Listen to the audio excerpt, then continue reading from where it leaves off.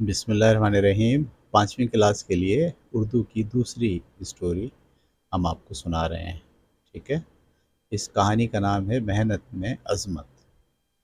تو میں کہانی کا ٹیکسٹ پڑھتا ہوں پہلے، پھر اس کے بعد ہم اس کے سوال جواب کریں گے آخری میں۔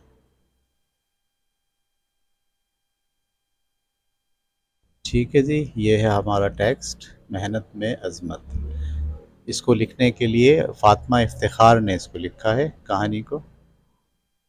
تو میں پڑھتا ہوں۔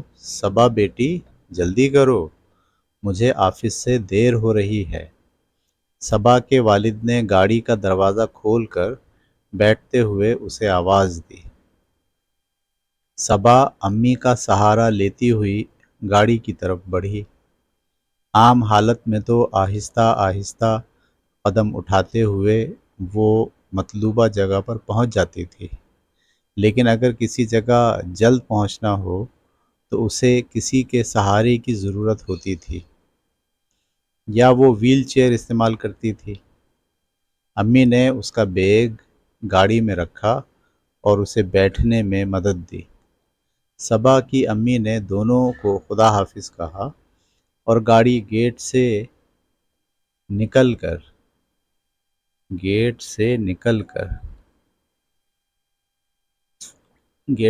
کر صبا کے اسکول کی طرف رواں دواں ہو گئی۔ صبا ایک اسپیشل اسکول میں زیر تعلیم تھی، اور یہاں دوسرے بچوں کی طرح یہ بچے اسکول سے باہر گاڑیوں سے نہیں اترتے تھے، بلکہ اسکول کے پورچ میں گاڑی کھڑی کی جاتی تھی۔ صبا کے والد نے بھی گاڑی عین اس جگہ روکی جہاں ایک وہیل چیئر پڑی تھی۔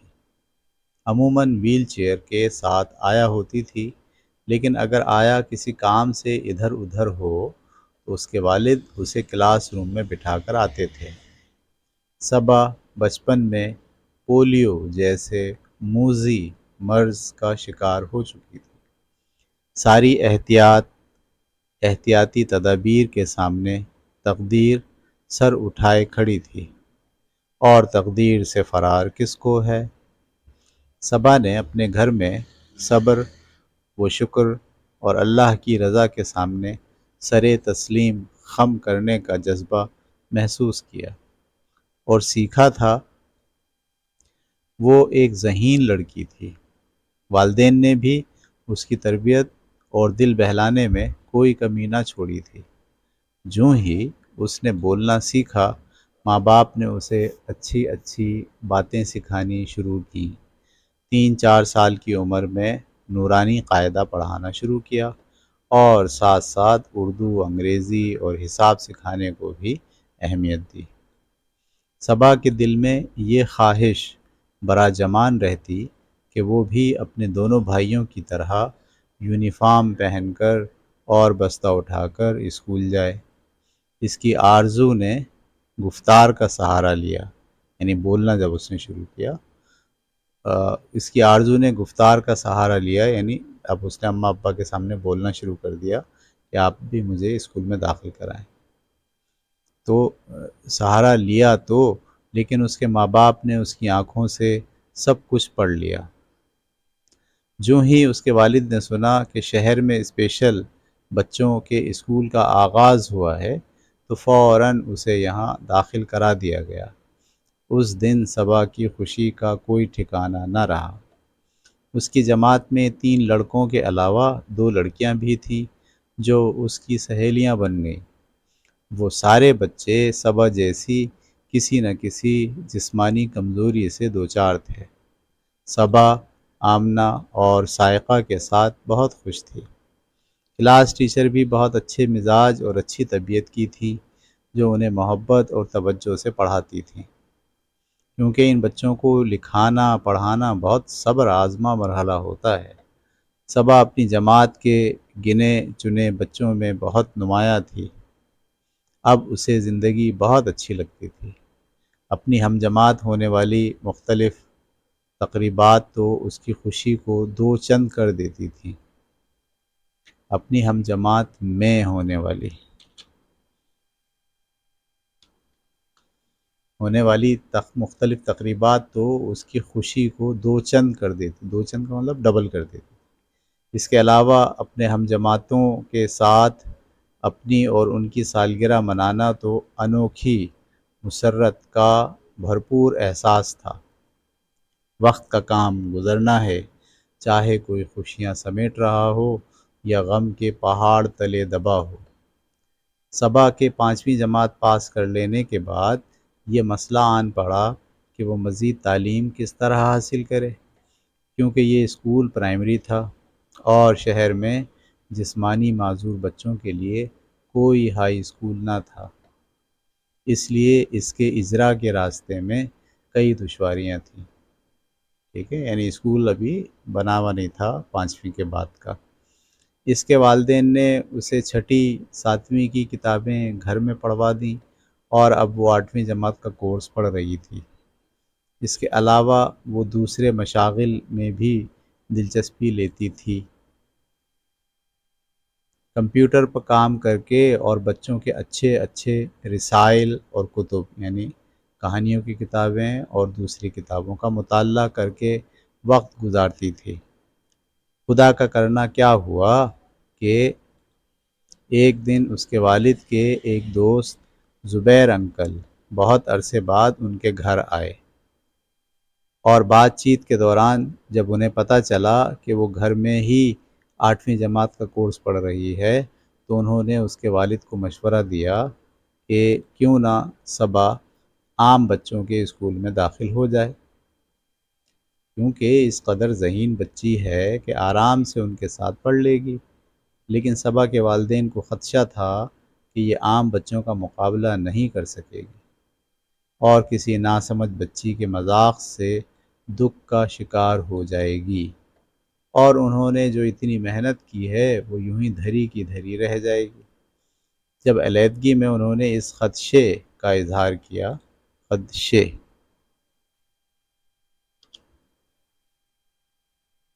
خدشے کا اظہار زبیر انکل سے کیا تو انہوں نے بڑے ٹھہرے ہوئے لہجے میں کہا کہ دکھ اور خوشی تو زندگی کا لازمی حصہ ہیں۔ ٹھیک ہے، کتنی خوبصورت بات لکھی ہے، دکھ اور خوشی تو زندگی کا لازمی حصہ ہیں، کیوں نہ بچوں کو اتنا مضبوط بنایا جائے کہ وہاں مسائل کا سامنا ہنس کر کریں۔ دونوں ایک دو دن تک ممکنہ مسائل پر غور کرتے رہے، لیکن اپنی بچی کی خوشی انہیں اتنی عزیز تھی کہ ایک دن اسے قریبی گورنمنٹ اسکول میں داخل کرا دیا گیا۔ پہلے تو صبا اسکول میں ذرا گھبرائی ہوئی سی رہی، کیونکہ یہاں بچوں کی تعداد کافی زیادہ تھی، صرف اس کی جماعت میں تقریباً 50 لڑکیاں تھیں۔ لیکن جلد ہی وہ لڑکیوں کے اچھے رویے اور اپنے اعتماد کی بدولت پرسکون نظر آنے لگی، خصوصاً جماعت میں سبق کے دوران اس کے بہتر رویے اور امتحانوں میں حاصل کردہ اچھے نمبروں سے سب ہی لڑکیاں اس کی ذہانت کی قائل ہو گئیں، اور اساتذہ بھی اس کی ہمت و محنت سے متاثر تھی۔ پہل ان سب کی آنکھوں میں ترحم یعنی رحم کے آثار ہوتے تھے، وہ محبت اور عزت میں تبدیل ہو گئے۔ دسمبر کے ٹیسٹ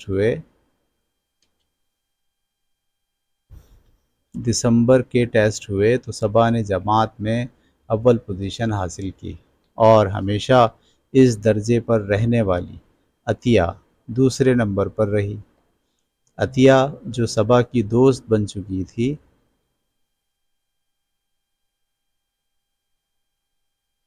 اب اس کے دل میں رقابت کے احساس نے جنم لیا، کیونکہ وہ ابتدا ہی سے اسی اسکول میں پڑھتی آ رہی تھی اور ہر جماعت میں اول آئی تھی۔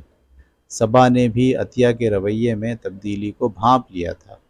وہ اس کا سبب تو نہ جان سکی، لیکن اپنے برتاؤ میں کوئی تبدیلی نہ آنے دی۔ سالانہ امتحان ہوئے تو صبا اول آئی۔ اب عطیہ کا رویہ بالکل تبدیل ہو چکا تھا۔ پہلے وہ صبا کے ساتھ ہی بیٹھتی تھی، لیکن جب 9ویں جماعت کی پڑھائی کا آغاز ہوا تو اس نے اپنی نشست بدل لی، سیٹ بدل لی۔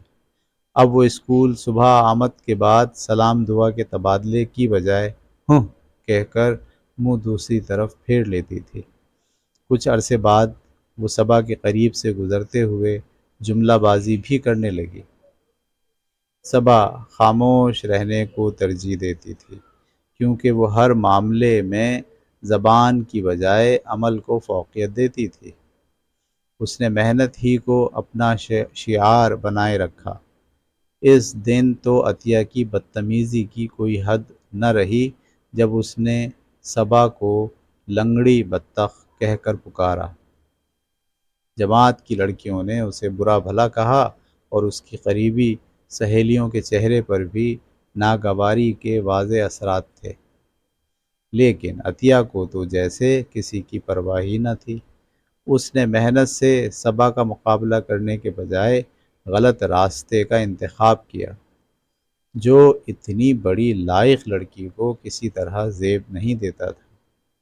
حسد اور جلن نے تو جیسے اس کی آنکھوں پر پٹی باندھ دی تھی، اور وہ ہر روز صبا کے لیے نئے نئے القاب تجویز کرتی تھی، نئے نئے نام رکھتی اس کے۔ صبا نے دکھ کے گہرے احساس کے باوجود، چہرے نہیں گہرے،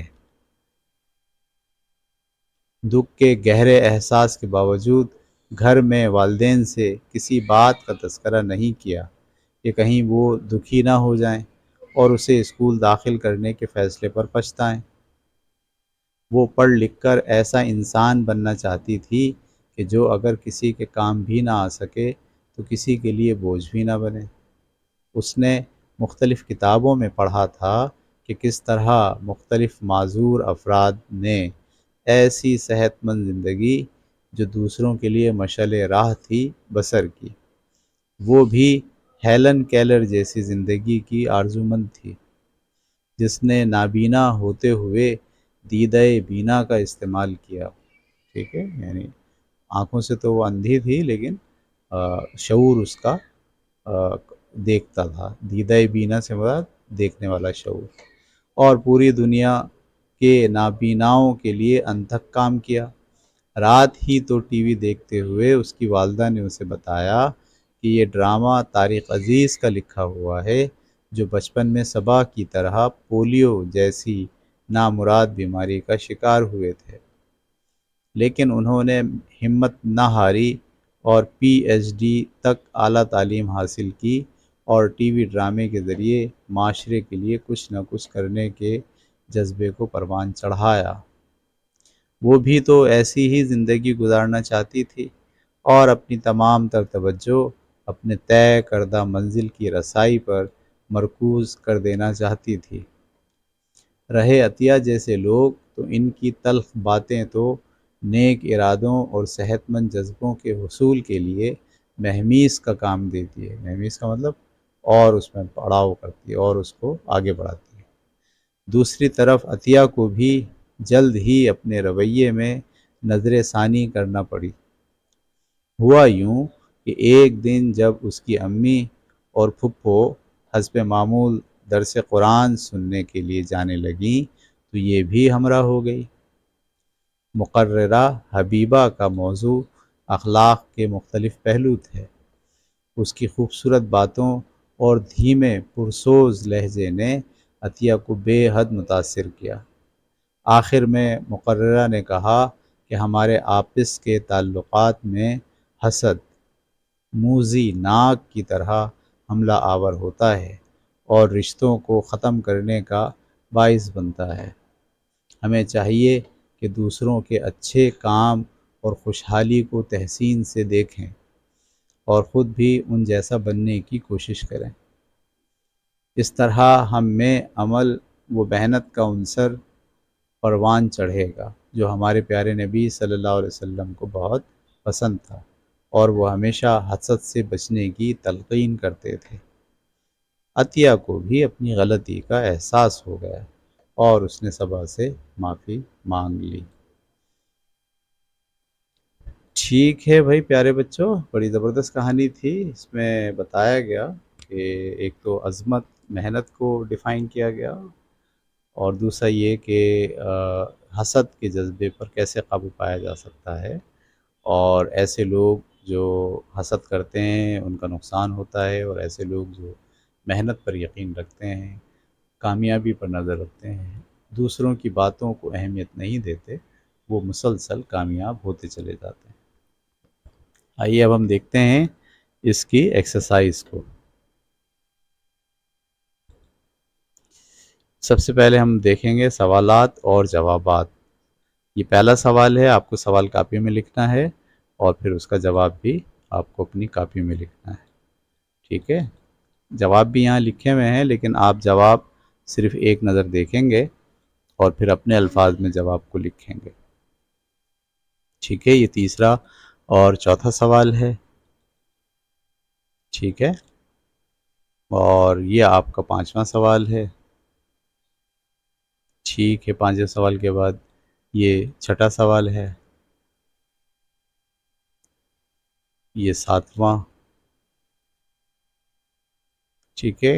ویڈیو کو روکتے جائیے اور سوالات کو اپنی کاپی میں لکھ کر اس کا جواب بھی جو ہے وہ لکھیے، ٹھیک ہے؟ یہ 10 سوالات ہیں، 10 سوالات کے جوابات، ٹھیک۔ اب ہم چلتے ہیں خالی جگہوں پر۔